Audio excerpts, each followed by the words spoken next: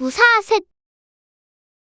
실제로 작성된 정관을 조금 보면서 세부적인 거를 주문드리고 이렇게 그렇습니다. 하면 더 와닿을 것 같아요. 네네, 짜잔. 네. 그래서 제가 정관을 준비를 했는데요. 이것도 우리 지무사님과 제가 같이 이렇게 봐드리고 있는 어떤 그 회사의 모범적인 정관이거든요. 그쵸. 정관 표지를 보자마자 네네네. 네, 외국어 이름을 가진 회사들이 있잖아요. 많죠. 한글로 적어도 되고 영어도 적어도 상관이 없는 건지. 네. 일단 영어로 회사의 이름을 만드는 것은 자유이긴 합니다. 그렇지만 영어로만 정관을 만들거나 등기를 할 수는 없습니다. 우리나라 법에 따라서는.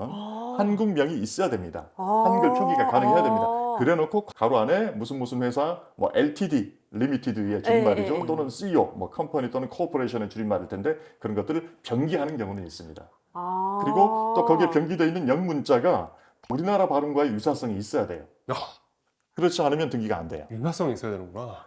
예를 들어서 주식회사 하늘이라고 했어요. 그랬는데 영문 표기로 heaven이라고 했다고 쳐요. 그러면 안 될 겁니다. 오히려 하늘, HANEUL 그렇게 쓰는 건 가능할 겁니다. 네, 그런 식으로 발음상의 동학성이 있어야 돼요. 동일성이. 예, 그러면 정관을 한번 볼게요. 네. 무슨 공부든지 마찬가지지만 목차를 잘 보는 게 참 중요하다고 생각해요. 전체적으로 순서가 어떻게 되어 있는지. 그래서 이 회사의 정관을 보면은요. 한 6개 정도의 부분으로 나뉘어 있어요. 조보다 그 위에 있는 것을 장이라고 하거든요. 이 네. 법률 용어도 마찬가지고. 그래서 제 1장에는 총칙이 나와 있습니다. 여기에는 보통 어떤 내용들이 있느냐? 상호, 목적 사업, 또 주된 사무소, 그러니까 저기 본점, 네. 그리고 공고 방법 이런 것들이 총칙에 규정이 되어 있고요. 또 대부분의 정관의 제 2장은 뭐냐? 주식입니다. 우리 회사는 몇 주의 주식을 발행할 수 있다. 그리고 한 주의 금액은 얼마로 한다. 그리고 우리가 설립할 때는 몇 주의 주식을 발행한다. 그리고 또 종류 주식에 관한 내용도 있을 수 있죠. 이게 바로 상대적 기재사항이거든요. 예를 들어서 의결권이 없는 주식, 뭐 우선 주식, 전환 주식, 상환 주식 그런 종류들의 주식들이 있잖아요. 그것들 발행하려면 정관에다 정해야 됩니다. 원래는 안 적어도 되죠. 일반적인 보통 주식만 발행한다고 하면. 저 여기서 또 궁금한 게 있어요. 음. 그 주당 금액은 누가 정하는 거예요? 오야 마음이죠. 이렇게 표현하면 안 되는데. 오야 마음이구나. 발기인들이 합의로 정하게끔 되어 있죠. 일주의 어. 금액은. 그래서 저번에도 말씀드렸듯이 100원일 수도 있고 1,000원, 10,000원일 수도 있고 10만 원일 수도 있겠죠. 그런데 일주의 금액은 좀 적게 하는 것이 추세이긴 하죠. 왜냐하면 회사가 성장하면서 주식을 병합하거나 또는 반대로 분할하거나 그래야 되는 경우가 있을 수 있기 때문에. 그리고 오자가 들어가면 저 같은 사람은 산수에 약하기 때문에 일자로 해서 100원, 1,000원 이런 식으로 하는 경우가 좀 많아지고 있는 것 같습니다. 지금 말씀하신 여러 용어 중에서 네네네. 사실 발기인이라는 용어를 되게 많이 말씀을 하셨는데 네네네. 사실 좀 약간 무식해 보일 것 같아가지고 네네네. 네네네. 참았는데 정확하게 네. 발기인의 네네. 정의랄까? 그러실 수 있죠. 네. 뭐 야한 농담 그런 거에서 얼핏 본 적이 있는데 뭐 내시들이 주식회사를 설립할 수 없다. 발기인이 아니니까 또 뭐 정관 발기인은 말 그대로 주지가 될 사람들입니다. 그 말을 지금까지 설명했던 걸 가지고 역으로 한번 만들어 보자면 주식회사를 설립하기 위해서 만나서 정관을 작성하고 자기의 배정된 주식을 인수하고 그 대금을 납부하는 사람들 그런 사람들이 바로 발기인이 되는 거죠. 보통 제가 정관을 봤을 때 발기인들이 대표이사나 주주들이 하는 경우가 많은데 네네네. 그러면 그분들이 아니라 다른 분들이 해도 상관이 없는 건가요? 상관이 없습니다. 어. 그리고 주주들이 하는 게 맞는데라는 표현은 어폐가 있는데 발기인이 주주가 되는 거죠. 발기인이 최초의 주주가 되는 거죠. 그런데 임원이 되는 것과 발기인이 되는 것은 다른 축인 겁니다. 그러니까 보통 1인 회사를 만들 때 내가 대표자가 되고 내가 또 발기인이고 그런 경우가 태반이기는 하죠. 그렇지만 꼭 그래야 되는 건 아니고 발기인이 아닌 사람 중에서 임원을 갖다가 임명을 해서 취임을 시키는 경우도 있습니다. 그쵸. 2장이 주식에 관한 사항이었잖아요. 3장은 뭘까요? 모르겠어요. 주식과 양대 산맥으로서 회사의 사채? 그렇죠, 사채. 이 사채가 이제 사채업자 할 때 그 사채는 아니고 회사의 사자를 써가지고 네. 회사가 발행하는 회사채 그걸 줄여서 사채라고 하는 거죠. 주식은 바로 자본금이 되잖아요. 네. 그죠? 근데 사채는 자본금이 되지는 않죠. 우리 지무사님께서 완전히 박사시지만 그건 빌린 돈이니까 부채가 되는 거죠. 합쳐서 자산이 되긴 하겠죠.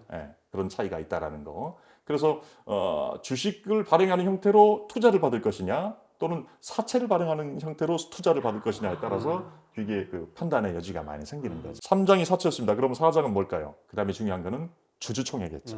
말 그대로 주주들이 모여서 처음에 발기인이었던 사람들이 이제 변동이 없다면 주주들이 되는 건데 이러한 정관을 변경한다든지 새롭게 주식을 발행한다든지 회사의 뭐 본점을 이전한다든지 여러 가지 사항들을 의결할 때는 회사의 주인인 주주들이 모여서 의결을 해야 되잖아요. 그러니까 주주총회는 언제 어떻게 연다 또 여러 가지고 정족수는 어떻게 된다 그런 것들이 정해져 있는 것이 제 4장이었습니다. 그럼 제 5장은 뭘까요?